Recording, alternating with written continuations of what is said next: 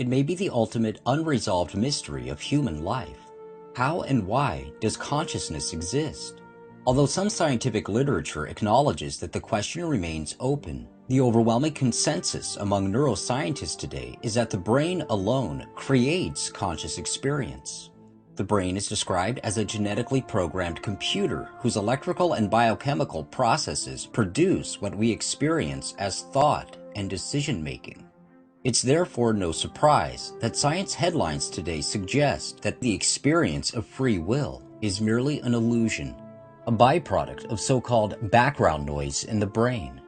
In popular media, we are presented with a black and white dilemma. We must choose between reason and rationality, or superstition and blind faith. However, for decades, some acclaimed scientists around the world have conducted consciousness research that provides a very different picture. The evidence these researchers present suggests that the brain alone does not produce consciousness, but rather, the source and locus of consciousness is non-material. Some proponents of this burgeoning field now refer to it as post-materialist science. One of the most remarkable of these researchers is Dr. Gary Schwartz, professor of psychology, medicine, neurology, psychiatry, and surgery at the University of Arizona, and director of its Laboratory for Advances in Consciousness and Health. We asked Dr. Schwartz for his thoughts on the mystery of consciousness, beginning with the question, how did institutional science arrive at its current position, that the brain alone produces conscious experience? Conventional and contemporary neuroscientists, as a general rule, all believe, in fact, they assume that the brain creates consciousness, that consciousness is a byproduct or side effect of brain function. And this is what's called the materialist perspective. It's the idea that reality is defined first and foremost in terms of matter, that it's only material things that exist. And therefore, anything else that exists, such as consciousness and subjective experience, that by definition this has to be created by a material object, such as the brain. And so the assumption is, therefore, that anything that we think or do not only involves our brain, but requires our brain, and therefore, when our brain ceases to function, i.e. when it dies, our consciousness, quote, dies too, because it's dependent entirely on the brain. Now, that view, which is the current accepted view, in my opinion, and a group of other scientists' opinion, is wrong. And there is a new movement called post-materialist science, which in fact, there was just what's called a manifesto for post-materialist science that was published in the scientific journal Explore, which was co-written by Mario Beauregard, myself, Lisa Miller, and a group of 5 other scientists, including Larry Dossey and Rupert Sheldrake, which explains the alternative scientific perspective. Despite the extraordinary advancements in neuroscience and neurotechnology, according to Dr. Schwartz, the sciences have failed to prove that the brain is the creator of consciousness rather than the receiver. There are hundreds and hundreds of studies in cognitive neuroscience and emotional neuroscience, all of which presume, to quote, prove that mind and emotion are caused by the brain. However, and I would like to explain this, all of those studies, and there are hundreds if not thousands of them, use 3 basic kinds of procedures. And it's important for your listeners to understand it.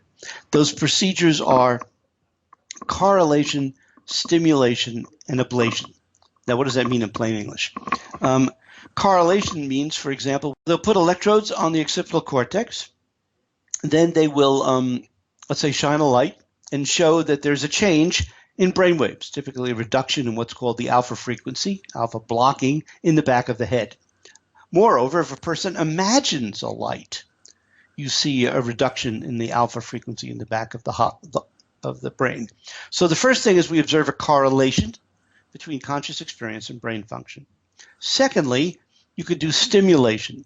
So, for example, you can, if the brain is exposed in surgery, you can literally use electrodes to stimulate the brain, which has been done. Or you can now use external stimulators, so using a magnetism, focused magnetism, to stimulate portions of the brain. And if you stimulate the occipital cortex, people report seeing lights. Also, you can do what's called ablation. Now, typically, we wouldn't do that purposely in humans. You would do that in animals. But there are natural ablations, either due to unfortunate accidents or diseases, strokes, where particular areas of the occipital cortex are damaged.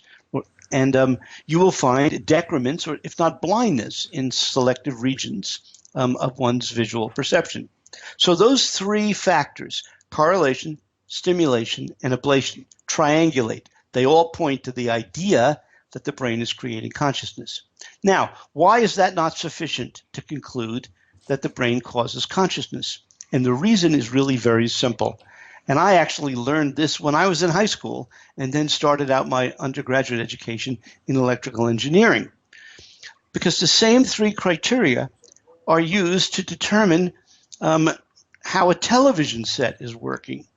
So, for example, you do correlations. You put an oscilloscope probe on a particular portion of a circuit, and then you look to see if the signals are correlated with what you see on the screen.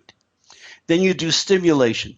They're literally electrical stimulators, and you stimulate different parts of the circuit, and you look to see changes that occur in the visual part of the screen or the monitor. And then thirdly, you do ablation, meaning you cut wires or you remove integrated circuits, and you look to see what parts of the signal go away. But you don't conclude from those three procedures that the television set created the signal. We know that the television set is an antenna receiver for the signals. So in other words, although correlation, stimulation, and ablation are consistent with the idea that a TV set or a brain could be creating the signals, it's equally consistent with the idea that a TV set or a brain could be picking up signals from outside the system. And therefore, you need to do additional kinds of research, different methods, to come to the conclusion about whether or not we're dealing with a creator of consciousness or an antenna receiver for consciousness. And that's why the research that I and my colleagues have been doing on mediums, for example, is so important for neuroscience and the brain.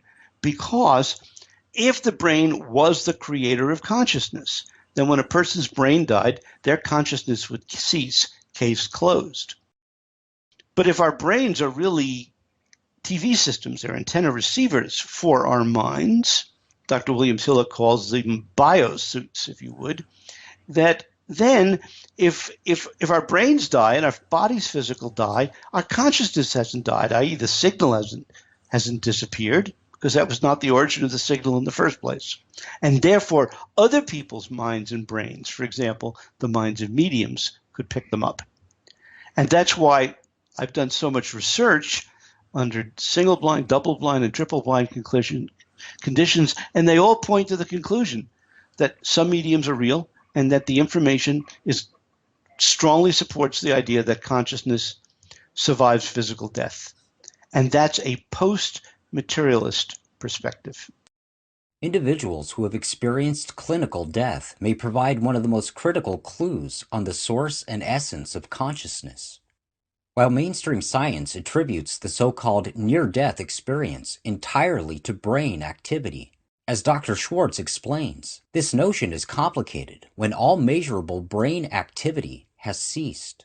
The claim that staunch materialists would like to make is that many of what are called near-death experiences can be explained as residual firing of either the cortex or subcortical structures after it's been damaged or after the heart's stopped. The problem with that, I call it wishful thinking, is because if you look at both human research and animal research, it's well documented that literally all electrical activity ceases within 40 seconds to a minute of the time that blood flow has stopped going to the brain.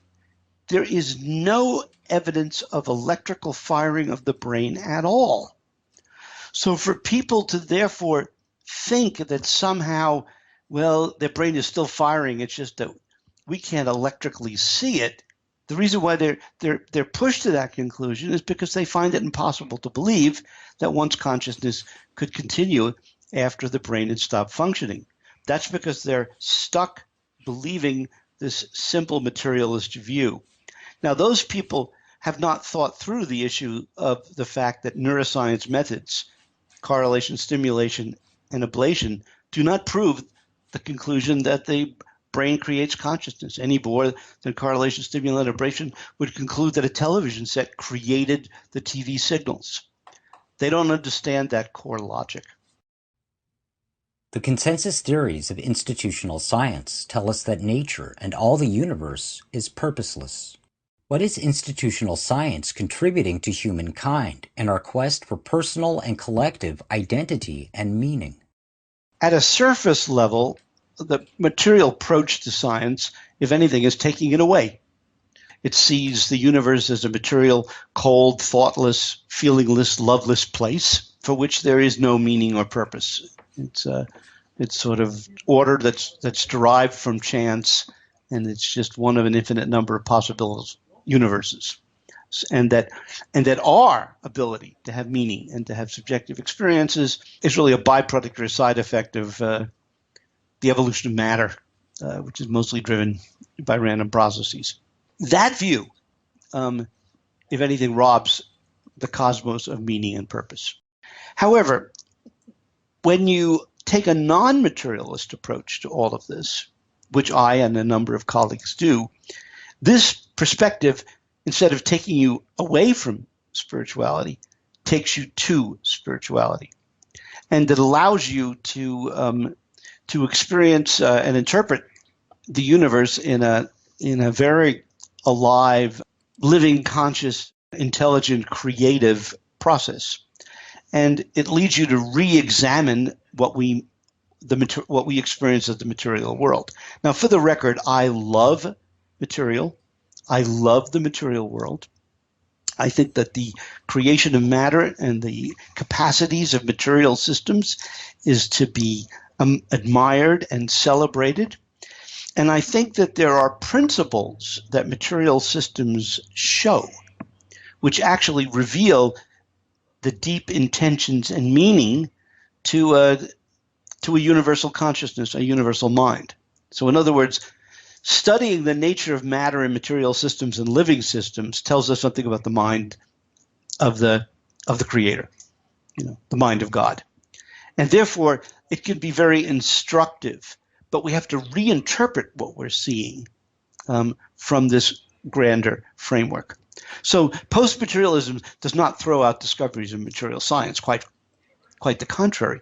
It celebrates them. But what it does is it says we need to interpret them from a greater reality. So just like quantum physics and relativity theory was a bigger theory and included aspects of, for example, Newtonian physics and Newtonian theory as being a more special, limited case of a grander theory, post-materialist theory will be an expanded vision for which the material model becomes a more limited or special case of the bigger theory.